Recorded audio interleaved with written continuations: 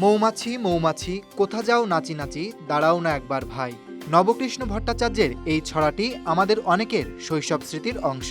কিন্তু আপনি কি জানেন, ছোট্ট এই প্রাণীটি না থাকলে ধ্বংস হয়ে যাবে মানব সভ্যতা। অন্যভাবে বললে, কোটি বছর ধরে চলে আসা এই পৃথিবী টিকে আছে শুধুমাত্র মৌমাছির কারণেই। কিভাবে? চলুন জেনে নেওয়া যাক। কর্মঠ পতঙ্গ মৌমাছিকে ঘিরেই আজ ২০ মে পালিত হচ্ছে বিশ্ব মৌমাছি দিবস। ২০১৮ সাল থেকে জাতিসংঘের উদ্যোগে প্রতি বছর এই দিনে পালিত হয় দিবসটি। উদ্দেশ্য একটাই, প্রকৃতির ভারসাম্য রক্ষায় মৌমাছির গুরুত্ব সম্পর্কে জনসচেতনতা বাড়ানো। মৌমাছি শুধু মধু আর মোম সরবরাহকারী নয়, এরা প্রকৃতির জন্য অপরিহার্য। গবেষণা বলছে, পৃথিবীর প্রায় ৯০% সপুষ্পক উদ্ভিদের পরাগায়ন ঘটায় মৌমাছি ও অন্যান্য পতঙ্গ। এই পরাগায়নই ফল ও ফসল উৎপাদনের অন্যতম প্রধান মাধ্যম। উদ্ভিদ থেকে উদ্ভিদে ঘুরে ঘুরে পরাগরেণু স্থানান্তরের ফলে ফলন বাড়ে প্রায় ২৫ থেকে ৩০% পর্যন্ত। পরাগায়ন না হলে পৃথিবীতে উদ্ভিদ থাকতো না। সেই কল্পিত মরুভূমির পৃথিবীতে মানব সভ্যতা তখন কিভাবে টিকত?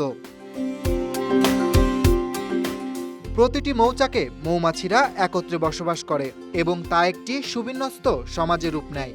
সাধারণত একটি মৌচাকে থাকে একটি রানী মৌমাছি, যার একমাত্র কাজ ডিম দেওয়া, কয়েকশো ড্রোন বা পুরুষ মৌমাছি যাদের কাজ শুধু রানীর সঙ্গে সঙ্গম, হাজার হাজার কর্মী মৌমাছি যারা শুধু মধু সংগ্রহ, মৌচাক নির্মাণ, ডিমের যত্ন ও মৌচাক রক্ষণাবেক্ষণের কাজ করে। মানুষ প্রায়ই হুল ফোটানোর ভয় পায় এই ক্ষুদ্র প্রাণীটিকে, অথচ এদের অবদান ছাড়া আমাদের খাদ্য শৃঙ্খল ভেঙে পড়বে। এ সত্য আমরা প্রায়ই ভুলে যাই। বাংলাদেশে প্রতি বছর প্রায় ৩০,০০০ টন মধুর চাহিদা থাকলেও উৎপাদন হয় মাত্র ১০,০০০ টন, যার ৭৫%ই আসে সুন্দরবন থেকে। এই সংগ্রহে যুক্ত মৌয়ালদের জীবন ও জীবিকা জড়িত এই ক্ষুদ্র প্রাণীর সঙ্গে। তবে আশঙ্কার কথা হলো, পরিকল্পিত নগরায়ন, বন উজাড়, রাসায়নিকের ব্যবহার এবং জলবায়ু পরিবর্তনে মৌমাছির সংখ্যা কমছে। এতে হুমকিতে পড়ছে আমাদের খাদ্য নিরাপত্তা।